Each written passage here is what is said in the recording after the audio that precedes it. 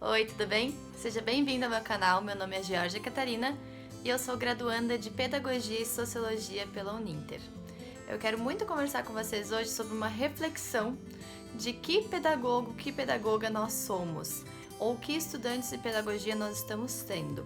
Então, eu quero muito trazer essa reflexão para vocês hoje, que são professores ou auxiliares de sala, ou também que sejam estudantes de pedagogia ou de alguma licenciatura. Então, a primeira coisa que a gente tem que fazer quando a gente vai querer fazer uma faculdade ou vai querer trabalhar em sala de aula é se perguntar por que eu quero fazer isso? Por que eu quero ser professora? Por que eu quero ser auxiliar de sala? Por que eu quero fazer uma licenciatura? Por que eu quero fazer pedagogia, sociologia? Enfim, o curso que você tiver escolhido. Por que eu quero isso? Nós temos que fazer uma reflexão com nós mesmos primeiro, para que isso não se torne um fardo, para que isso não se torne uma coisa muito difícil, que aí no meio da faculdade a gente diz assim, poxa, o que eu tô fazendo na minha vida? Né? E aí a gente desiste, e aí daqui a pouco volta porque viu que era aquilo mesmo, ou vai para outro curso.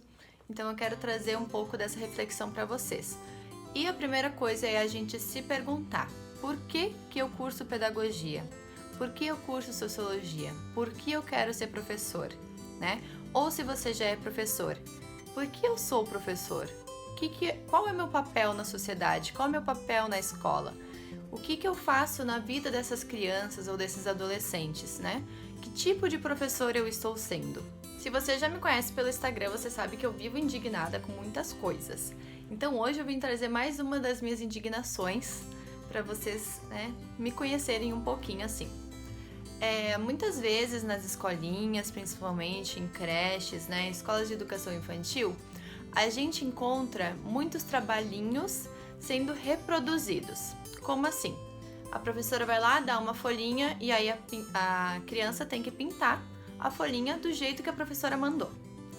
Ou a criança tem que fazer aquele trabalho da mãozinha, né? Que pega e carimba a mãozinha lá no papel, todas as mãozinhas iguais e aí bota na parede e acha lindo, maravilhoso.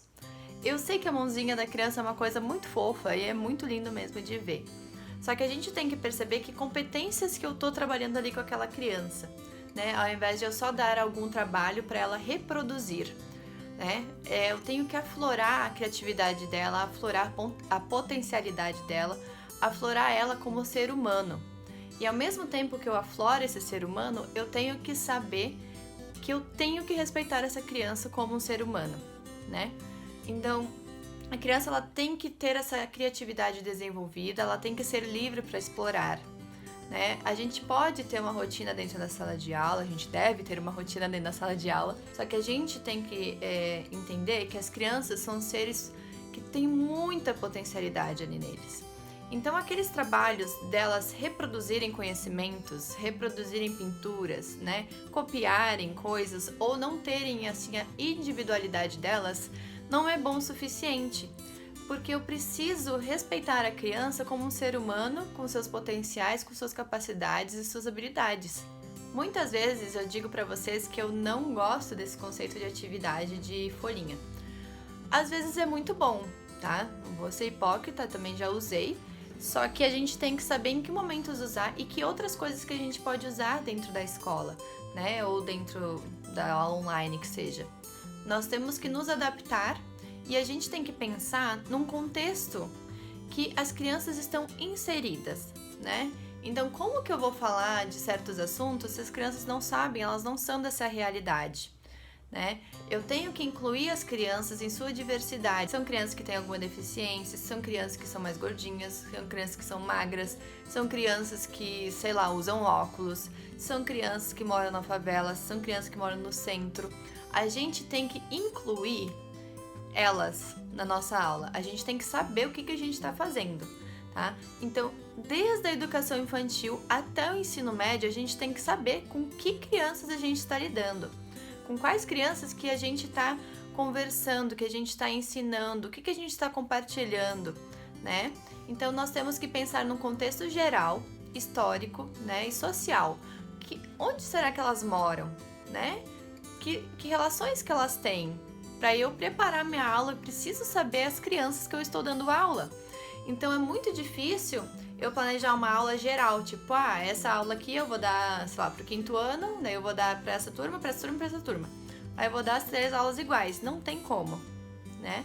A gente tem que ter esse olhar mais humano, que as crianças são diferentes e as pessoas são diferentes e elas vão entender de maneiras diferentes, né? Então a gente tem que um pouquinho parar assim de reproduzir conhecimentos, de achar que a criança é uma tábula rasa, porque esse tempo já passou, né? Onde o professor ia lá na frente da sala, o lugar dele é na frente da sala e ele é a autoridade da sala, então ele que fala e as crianças ficam quietas e elas não podem nem comentar. E aí, quando o professor quer uma opinião, aí ele pede assim, fulaninho, o que você acha disso? Daí o professor ainda acha que a criança está errada, né? Então a gente tem que ter um olhar mais humano, de incluir as crianças e de fazer com que elas gostem da educação, de fazer que elas gostem da escola, elas gostem do professor, que elas gostem de estar nesse ambiente, né? Por mais que a gente esteja numa época bem difícil, né? Eu quero trazer essa reflexão desde a minha época de criança para agora, para sempre, sabe? Eu quero que fique isso gravado para vocês, que a gente tem que ter esse olhar mais humano para as crianças e a gente precisa respeitar eles. Eu estava ouvindo na minha aula de antropologia uma coisa muito interessante. Eu já tinha parado para pensar nisso faz um tempinho, inclusive eu até fiz uma live sobre esse assunto, tá lá no meu Instagram. Mas eu estava ouvindo o professor falar e ele falou assim, que nem o currículo ele é neutro, quem dirá nós. Né? Então nós não temos como ser neutros, né? Como é que a gente vai ser neutro dentro de sala de aula, sabe? Educar é um ato político, então a gente precisa saber qual é o nosso tipo de educação, que professor que eu sou, né? Porque o currículo, ele não é neutro, gente.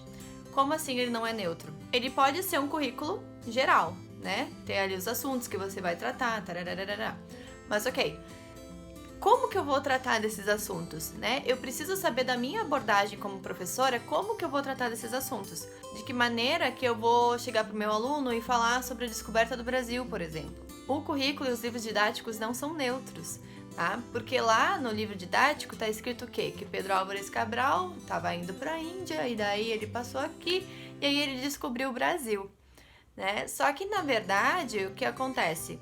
Se a gente não fala o outro lado da história, o outro lado da história fica calado. Então, Pedro Álvares Cabral chegou aqui no Brasil, ok. Mas o que aconteceu, né? E quem já estava aqui? Será que tinha gente no Brasil morando? O que vocês acham? Né? Fazer uma indagação com eles, uma reflexão. Né? Prof, eu acho que tinha, sim, talvez os índios, não sei o que, tal. Mas o que será que aconteceu com os índios, né? Cadê os índios? Então a gente tem que saber o contexto histórico das coisas pra gente não ficar falando besteira. Porque é uma besteira, a gente tem que ter essa reflexão. Cadê os índios? Né? Será que eles ainda estão lá pelados, andando com folha, sei lá o que nem as pessoas pensam? Ou será que eles estão inseridos na nossa sociedade? Será que eles estão fazendo faculdade? Será que eles são médicos? Será que eles são profs? Né? E aí? A gente precisa ter essa reflexão, né, de tratar as pessoas que a gente vê num contexto, num livro que seja, de uma forma respeitosa, de uma forma histórica realmente, porque o livro ele não é neutro, como eu falei, né? A gente precisa falar da história do livro, mas também pensar, fazer as crianças e os adolescentes pensarem qual é o outro lado. Por que isso aconteceu? Por que aconteceu a escravidão? Será que a escravidão acabou de verdade? Será que a gente não tem racismo? Tratar de questões históricas com respeito, né? E saber do que a gente está falando. Né? Então, por exemplo, dos indígenas, isso é uma coisa que me incomoda muito. Porque chega no dia do índio, no dia 19 de abril, eu queria muito ter feito esse vídeo no dia 19 de abril, mas eu tava tão indignada com essas coisas. Porque a gente vê as crianças pintadas de índio e botam o cocar nas criancinhas e colocam elas um do lado do outro para tirar foto do dia do índio. Isso não tá sendo uma aula. Sabe? Você só está reproduzindo, às vezes, preconceito, reproduzindo estereótipos que nem são mais assim. Então, que tal a gente estudar os indígenas, como eles são, como eles foram, né? O que eles podem se tornar, né? Que tal a gente estudar a realidade, o contexto histórico geral, do modo que ele é, né? Do modo real, assim, né? Vendo pelos lados, e não ficar reproduzindo discursos e reproduzindo conhecimentos que às vezes eles não são verdadeiros. Então eu queria muito trazer esse vídeo para vocês assim, profs e auxiliares e estudantes de pedagogia ou de alguma licenciatura, pensarem realmente, né? Que tipo de professor que eu sou? Será que eu faço reflexões com meus alunos? Ou eu só cuspo conteúdo para cima deles e eles que se virem? Né? Será que eu faço indagações interessantes? Será que eu faço projetos com eles que eles realmente se envolvam? Ou será que eu passo conteúdo, passo prova e eles que se virem? Né? Na educação infantil, como que eu posso trabalhar a individualidade de cada criança?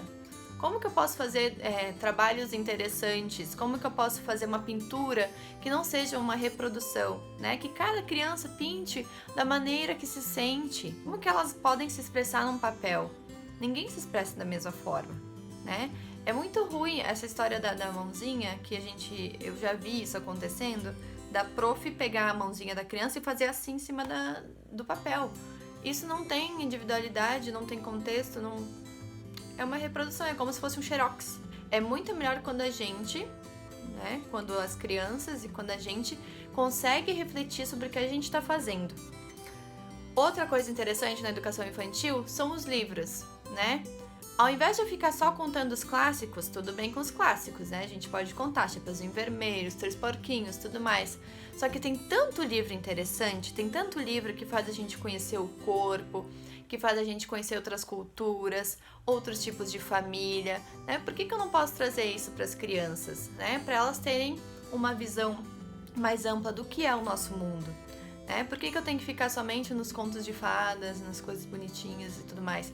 Por que eu não posso fazer com que elas reflitam e pensem assim, mas eu conheço um menino que tem 2 pais, tem um amigo meu que ele tem que tem só a mãe, né, que não tem o pai.